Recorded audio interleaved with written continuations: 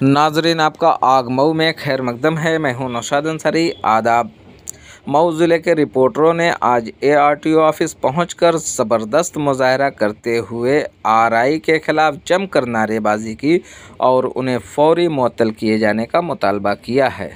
मौसूला खबरों के मुताबिक गुज़श्ता रोज़ रिपोर्टर प्रकाश पांडे और RI के दरमियान लाइसेंस की फ़ाइल पर दस्तखत किए जाने को लेकर तनाज़ा पैदा हो गया था, जिसका वीडियो रिकॉर्ड हो गया और वीडियो जैसे ही सोशल मीडिया पर वायरल हुई, उसके बाद रिपोर्टरों के दरमियान काफ़ी बरहमी पाई गई, जिसके बाद आज रिपोर्टरों ने जमा होकर ARTO ऑफिस का घेराव किया और जमकर मुजाहरा करते हुए RI को मुअत्तल किए जाने की मांग की। उसके बाद वहां से रिपोर्टर्स मार्च करते हुए तहसील पहुंचे, जहां पर यौम तस्फिया के मौका पर डिस्ट्रिक्ट मजिस्ट्रेट प्रवीण मिश्रा मौजूद थे। रिपोर्टरों ने उन्हें मेमोरेंडम पेश करते हुए RI को फौरी मुअत्तल किए जाने की मांग की। आइए नाजरीन, हम आपको पूरी तफसीलात दिखाते हैं और सुनाते हैं क्या कहते हैं रिपोर्टर्स हजरात। आग न्यूज़ के लिए मऊ से ब्यूरो रिपोर्ट। कि सर, मेरे बड़े भाई का ये है और मैं पत्रकार हूँ, थोड़ा देख लीजिए, या तो फेल कर दीजिए या पास कर दीजिए। मैंने ये सारा साक्ष्य भी रखा हुआ। तो उन्होंने वो तुरंत आग बबूला हो गए और ऐसे बोले कि नेतागिरी कर रहे हो यहाँ, और इस तरीके से यहाँ नेतागिरी करोगे, चलो भागो यहाँ से, भागो, भगाने लगे।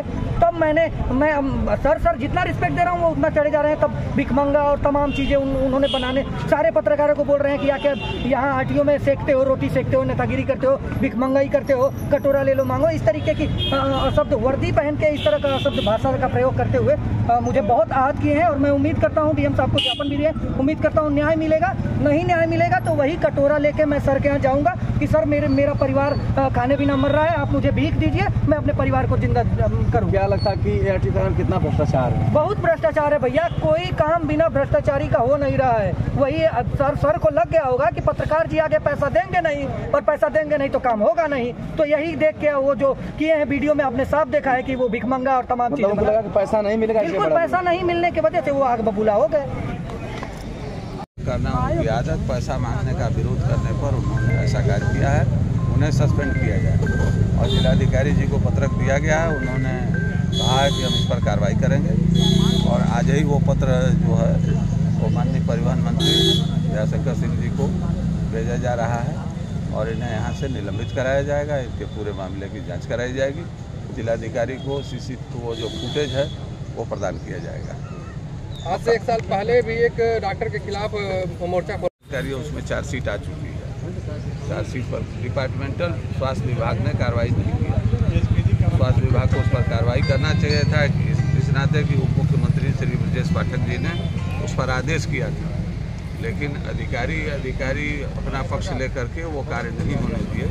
लेकिन इस बार यह सब लोग व्रत ले लिए हैं कि अब की बार अगर नहीं तो फिर कभी नहीं।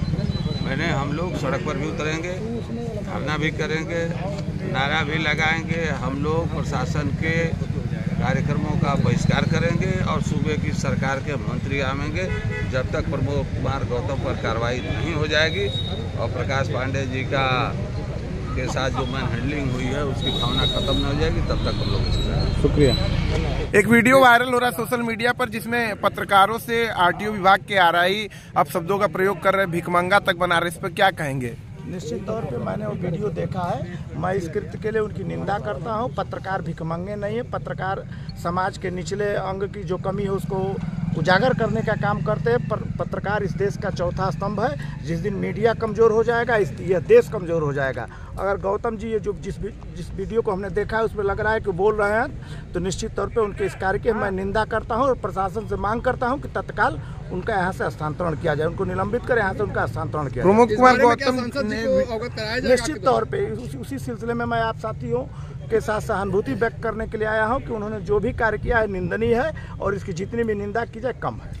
RTO ऑफिस में दलालों का जमावड़ा रहता है, वैसे कोई भी काम डायरेक्ट नहीं होता, दलाल की मार्फत ही होता है। गुरुजी, मुझे आप साथी पत्रकार हैं, चौथा स्तंभ है। आप अनुभव कर लीजिए कि जब आपके साथ ये कार्य हो रहा है तो आम जनता के साथ कैसा वो लोग बिहेव करते होंगे, ये आप खुद अनुभव कर सकते हैं। मुझे बताने की थोड़ी भी आवश्यकता नहीं लेकिन है। इसके पहले भी उस आरआई के खिलाफ कई ऐसे मामले आ चुके हैं सामने, लेकिन क्या आरआई साहब की पहुंच बहुत लंबी है? अब तो ये खुद आप महसूस करिए कि जब चौथा उसका मनोबल कितना बढ़ा हुआ है कि देश के जिसको चौथा स्तंभ कहा जाता है मीडिया को, उसके लोगों के साथ उसका बर्ताव इस प्रकार का है, तो आम लोगों के साथ उसका बर्ताव कैसा होगा ये मुझे कहने की आवश्यकता नहीं है, आप लोग खुद समझ रहे होंगे। तो क्या उसे दबंग कहा जा सकता है? निश्चित तौर पे उसको मैं तो कह रहा हूँ कि निलंबित कर तत्काल यहाँ से उसका हस्तांतरण किया जाना चाहिए।